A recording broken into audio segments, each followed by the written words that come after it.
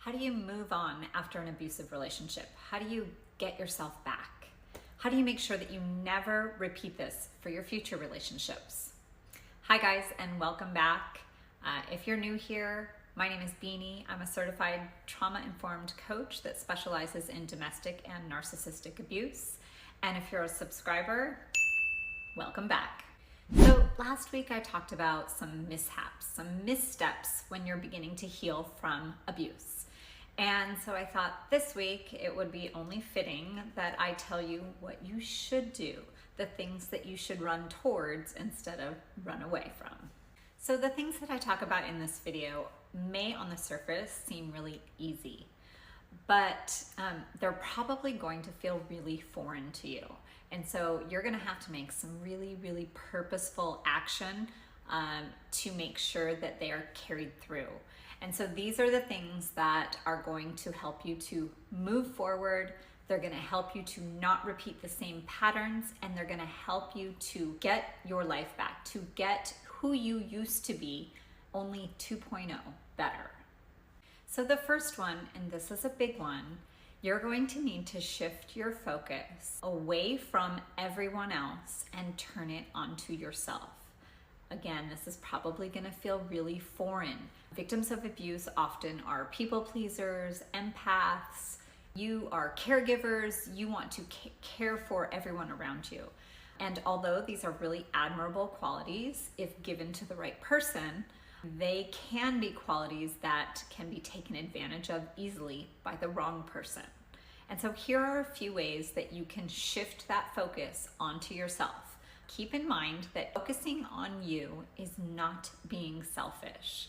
I think a lot of us feel like that. We feel like we have helped and turned ourselves outwards for so long that to turn yourself inward and to take care of your own needs first feels extremely foreign and maybe selfish. It is not selfish. It is self-care. And so here are a few self-care items that you can do to help with that process. So number one is just some basic self-care. Things like taking care of your skin, going for a walk, getting your nails done, doing your hair, doing your makeup. Things that focus on you, things that you enjoy, things that you get something out of. The second one is journaling. This is a really important process that helps you to focus on your past, helps you process your past. It helps you to think about your present, and it helps you to plan your future. Journaling also is a great way to be able to look back on moments in your life when you're maybe going through a struggle, or maybe when you're doing really well, you can look back at those journal entries and you can see how far you've come. For some, I know journaling can feel really open-ended, and if that's the case, there are a million prompts out there. You can Google, journal prompts, and you can start with the prompts. I promise you, once you get going with that, your ideas, your dreams, your past, all that stuff is just gonna come to you, and it's really gonna benefit you. The third thing that you can do to help shift your focus on yourself is to do some mindset work, some meditation, some reframing, things that ground you, things that take you out of a victim mindset and put you into a growth mindset. So reframing activity is a really great way to catch yourself when you're in that negative space, and then turn it around, flip the script, and how can you reframe that thought to benefit you instead of to beat you down. Okay, number two, the second way to move on is movement. Move your body.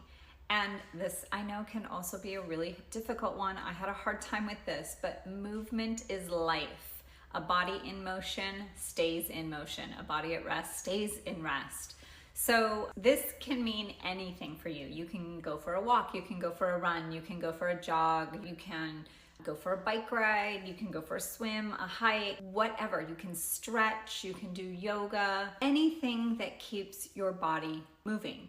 Movement is incredible for your mind. It helps to increase the endorphins, and it will, I promise you, it's going to heal your soul.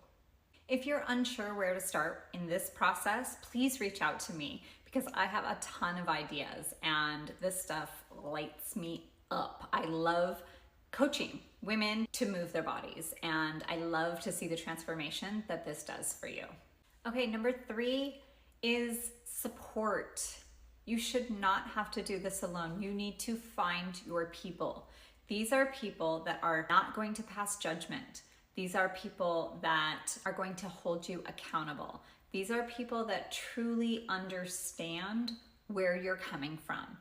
They hear you. They may have been through it themselves. These are your people, and these are the people that you can cry to. These are people that you can laugh with. You can tell stories. You can tell them how you feel, and there will be no judgment made about anything. So this is important. You should not be doing this alone. It's difficult. It's so hard, and being alone makes it even that much harder. These are your people.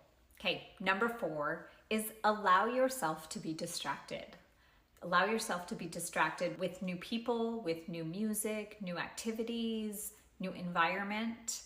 This time, it doesn't have to be the worst time in your life. This can be a time that is exciting, that you get to experience new things that clearly you never would have been able to do while you were stuck in this toxic relationship. So have an open mind about who you surround yourself with, what activities that you say yes to. It can be a really exciting time. Don't get me wrong. I know it's also a really difficult time, but that's where that mindset shift also comes in. So allow yourself to be distracted by new things and new people. Healing from abuse does not have to feel impossible. So keep that in mind. If you have any questions, please don't hesitate to put them in the comments below or reach out to me personally. I would love to be able to guide you to move on, to not repeat the same patterns, and to get yourself back. Thanks so much for joining me for another video. If you'd like to support, you can just hit that subscribe, the like, and the alert buttons. That would be great. And don't forget, I'm rooting for you.